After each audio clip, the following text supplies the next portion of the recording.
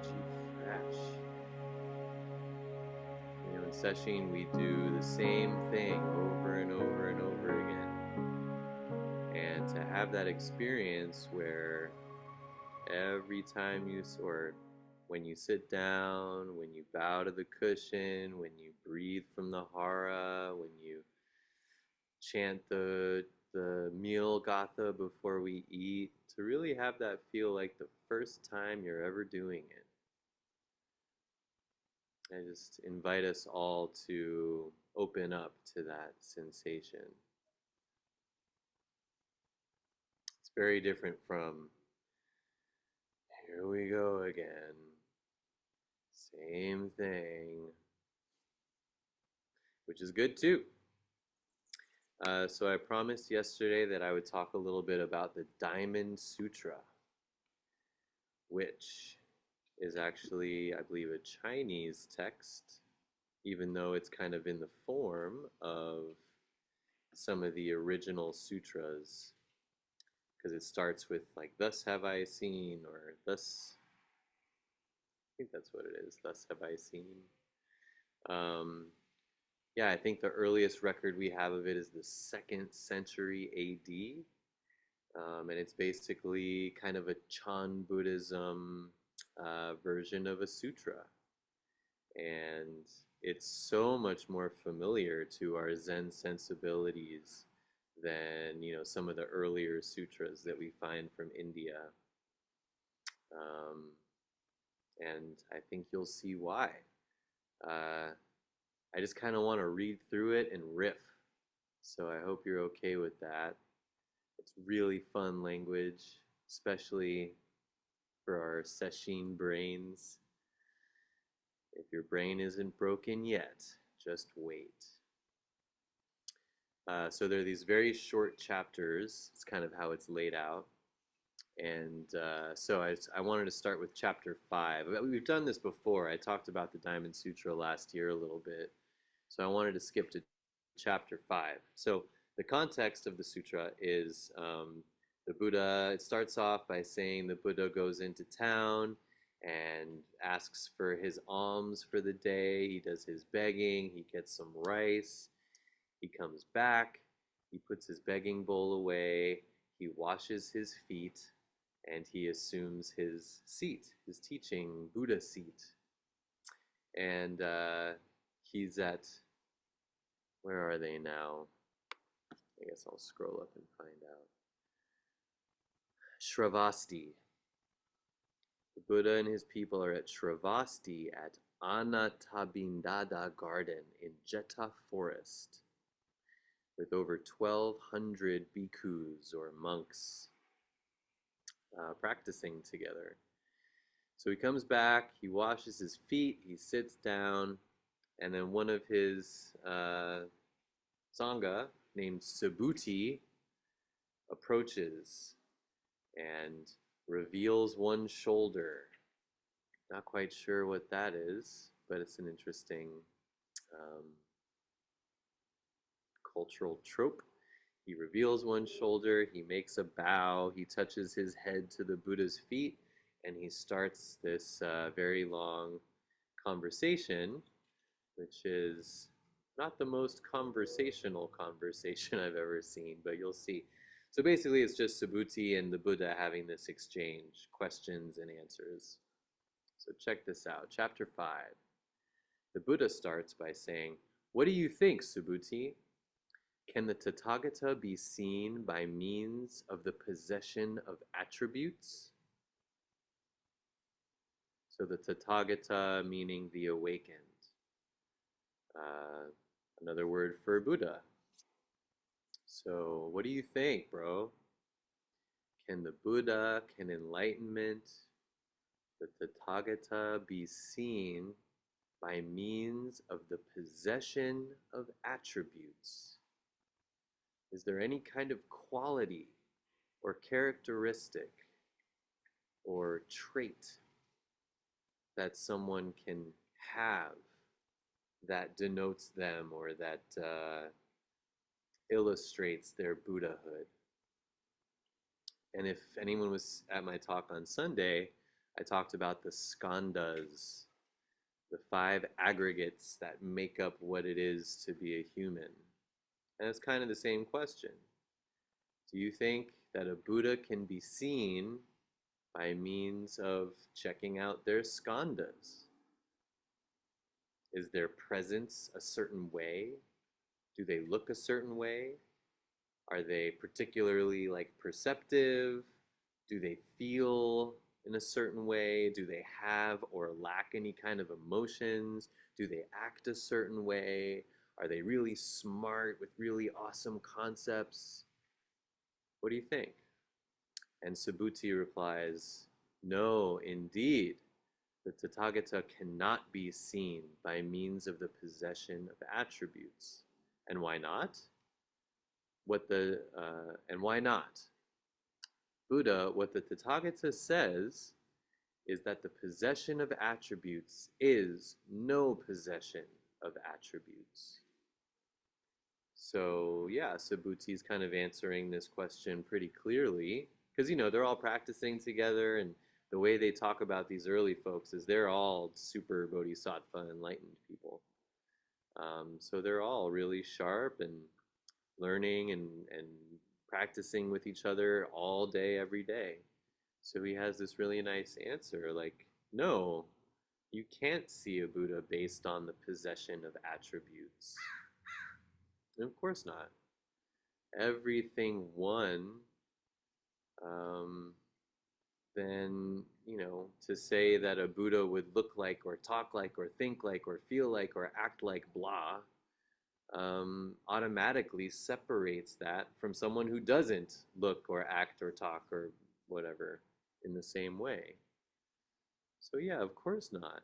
It has nothing to do with being a certain way or having some kind of thing.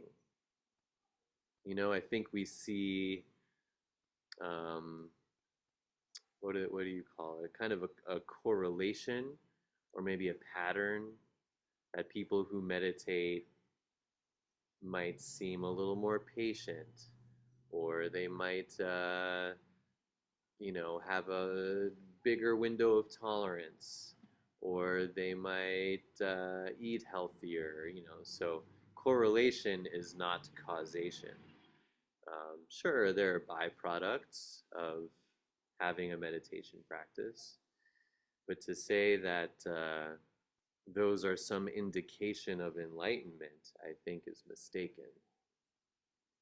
Um, and he says, the Tathagata says, awakenedness, enlightenment tells us that the possession of attributes is no possession of attributes. For those of us who know the Heart Sutra, this sounds very similar to form is emptiness. Emptiness is form. The possession of attributes, having a body, having a heart mind, having this individual, relative human experience is, in fact, an expression of emptiness, of no attributes.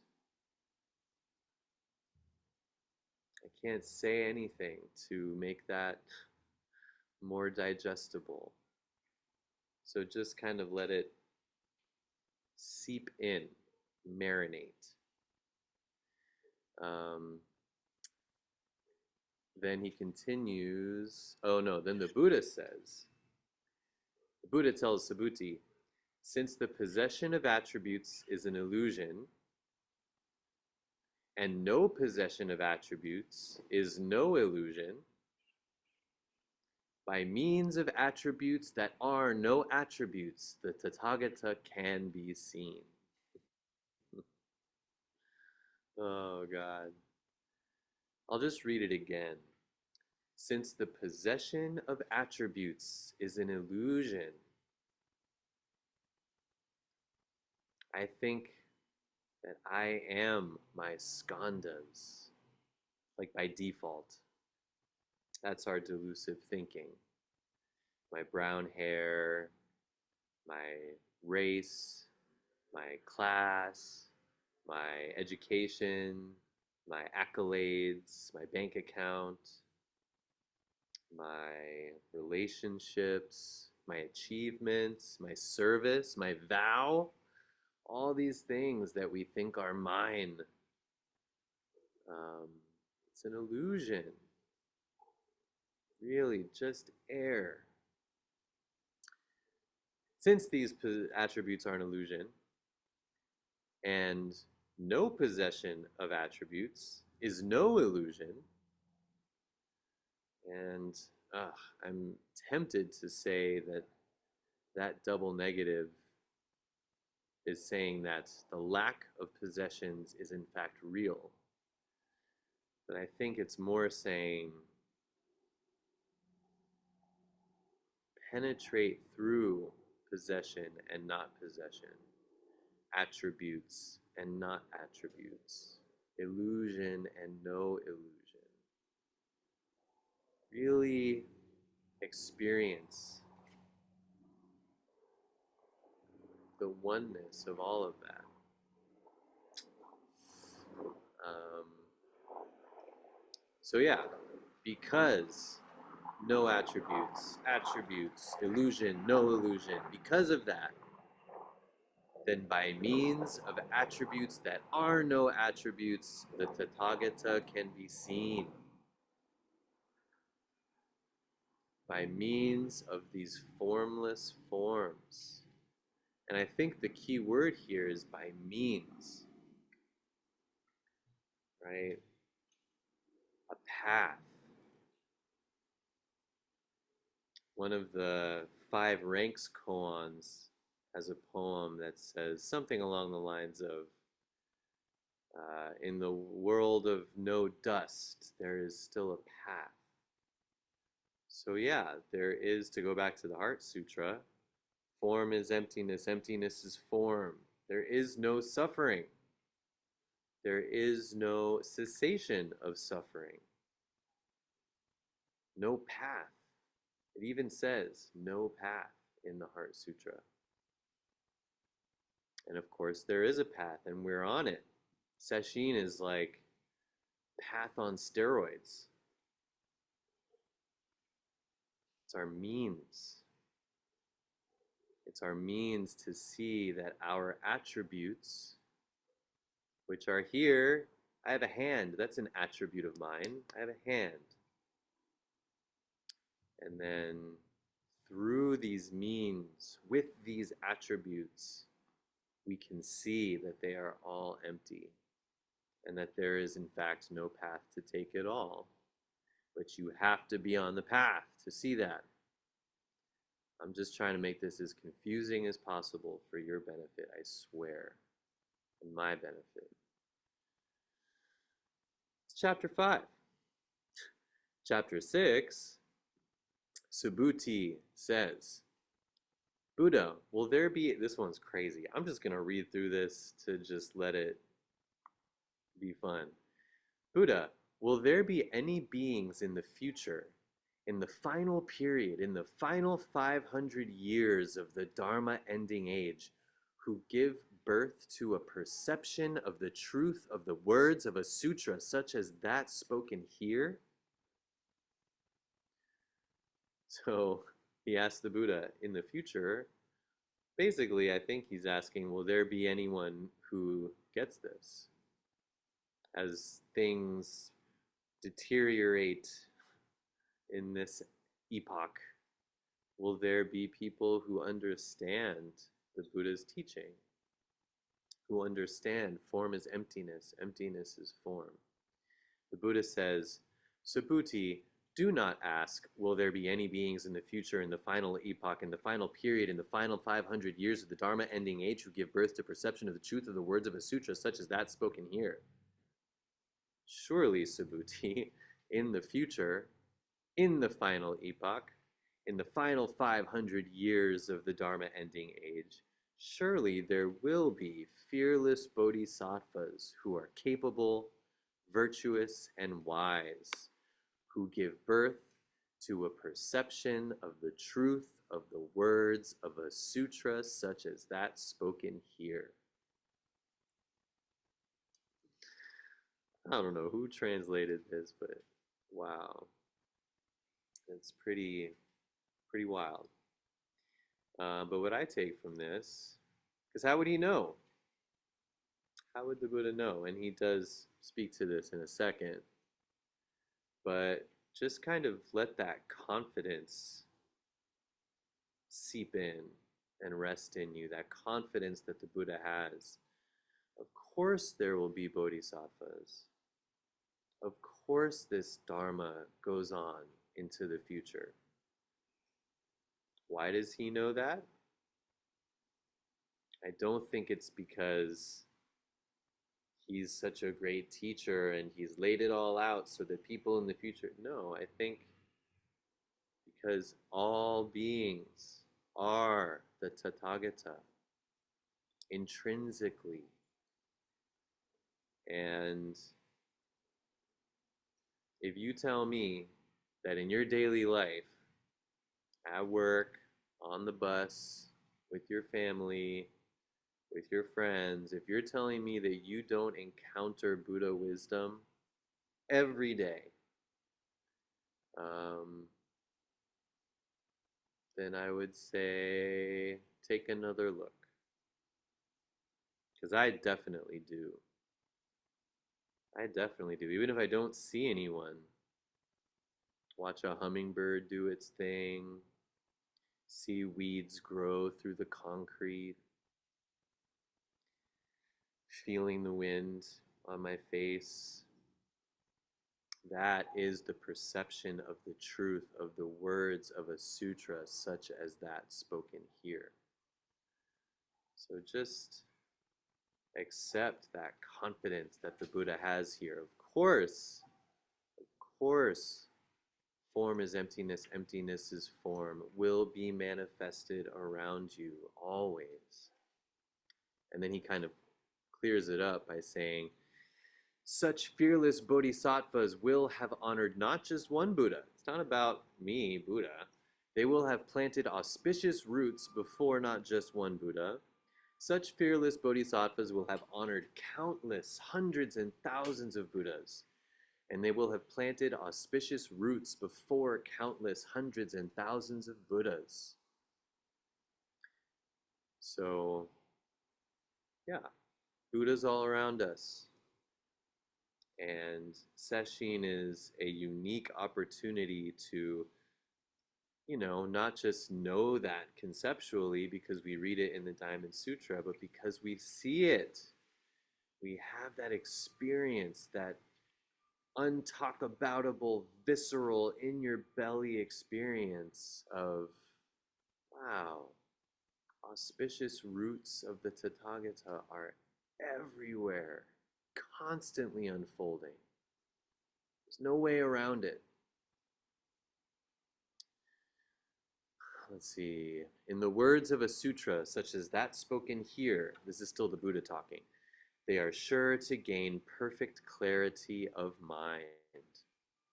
The Tathagata knows them by means of his Buddha knowledge, and the Tathagata sees them by means of his Buddha vision. So that's what I'm talking about as far as seeing the Buddha on the bus, seeing the Buddha when you talk to your sister on the phone, or when you meet with the lawyer, or go to the doctor's office, or walk in the garden. Where is your Buddha knowledge that knows the Tathagata? Where is your Buddha vision that sees the Tathagata? Stretching out endlessly. Let's see, we can skip that sentence. The Buddha continues. How so? How do they reach, how do all these thousands of Buddhas manifest? These fearless bodhisattvas do not create the perception of a self, nor do they create the perception of a being, a life, or a soul. Nor do these fearless bodhisattvas create the perception of a dharma, much less the perception of no dharma. Subhuti, they do not create a perception nor no perception. I'll just read that again. These fearless bodhisattvas, that's you, do not create the perception of a self, nor do they create the perception of a being, a life, or a soul. Totally empty. Nor, Subhuti, do these fearless bodhisattvas create the perception of a dharma. Is everyone still with me? Okay, sorry, we had some Zoom problems there. Sorry. Um, Nor do these fearless bodhisattvas create the perception of a dharma, much less the perception of no dharma.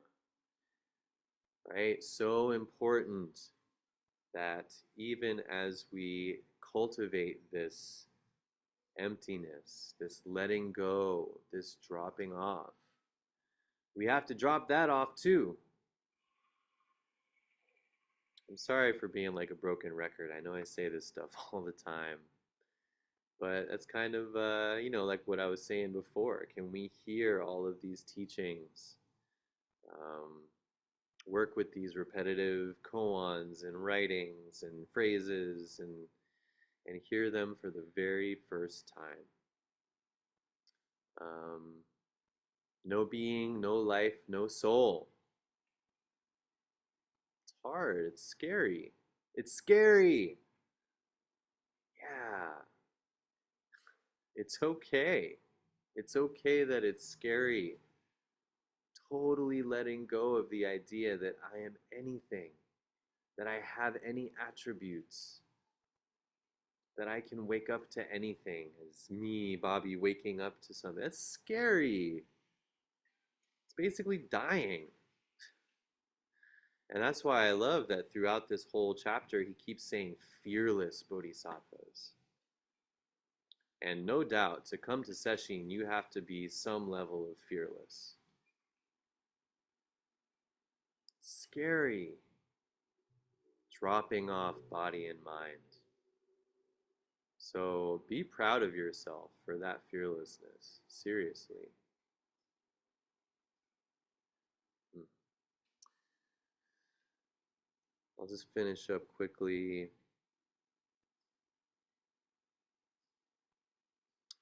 I just want to do this last little stanza. Surely, Subhuti, the Buddha is still talking here. Surely, fearless bodhisattvas do not cling to a dharma, much less to no dharma. This is the meaning behind the Tathagata's saying, a dharma teaching is like a raft. If you should let go of dharmas, how much more so no dharmas? This one took me a minute. It's a little strange. He says, fearless bodhisattvas do not cling to a dharma, much less to no dharma. Right? So drop off this idea of some kind of teaching, some kind of feeling, some kind of peace, some kind of experience. Let that all go and just be here. Forget about dharma. Forget about teaching. But then also forget about that. If you just forget about dharma, then there's no reason to come to sesshin. There's no reason to have dharma talks. There's no reason to have books. There's no reason to do anything. So don't get stuck in no dharma. And then he uses this metaphor. A dharma teaching is like a raft.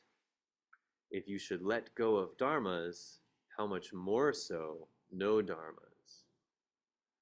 It's really weird language, but I think I get what he's talking about. So a dharma teaching is like a raft, and that's like a super old trope in Buddhism, crossing over.